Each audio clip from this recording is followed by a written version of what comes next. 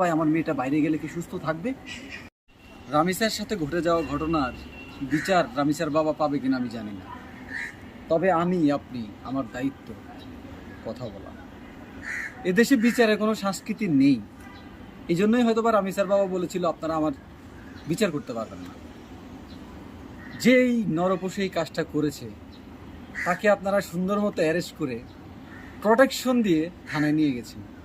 আমি জানি এই ভিডিওটা আপনারা শেয়ার করবেন না, করার দরকার নাই ভাই। আমি এই ভিডিও দিয়ে টাকা কামাইতে আসিনি, আমি একটা মেয়ের বিচার চাইতে আসছি। আমার মেয়েটা, এটা আমার মেয়ে, এটা আপনার মেয়ে, এটা আপনাদের মেয়ে।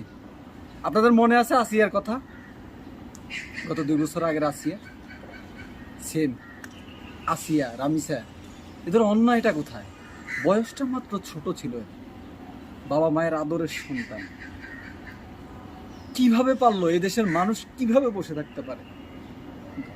সরকার বাহাদুরের হয়তো বা ঘটনাটা যখন ঘটছিল কিছুই করার ছিল না, আমি মেনে নিলাম, কিন্তু এখন অনেক কিছু করার আছে।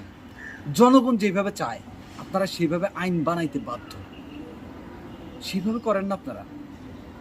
মেয়েটা কি ফিরে আসবে? আর কখনো ফিরে আসবে না। হ্যাঁ, যে নরপশু এই কাজটা করেছে তার যে সহধর্মিনী, সেও কিন্তু একটা মেয়ে, সেই কাজে সহযোগিতা করছে। আমার মাথায় ধরে না এই দুজনকে, এবং এদের সাথে আরো যারা জড়িত আছে। আপনারা কি করবেন আমি জানি না। প্রিয় দর্শক, আপনারা কি চান সেটা আপনারা জানাবেন। তবে এমন একটা ইতিহাস এই দেশে সৃষ্টি হওয়া উচিত, যেটা দেখে কখনোই আমাদের মতো মেয়ের বাবা যারা আছে তারা যেন কখনো ভয় না পায় আমার মেয়েটা বাইরে গেলে কি সুস্থ থাকবে, এই বাংলার জমিনে সুস্থ থাকতে পারবে।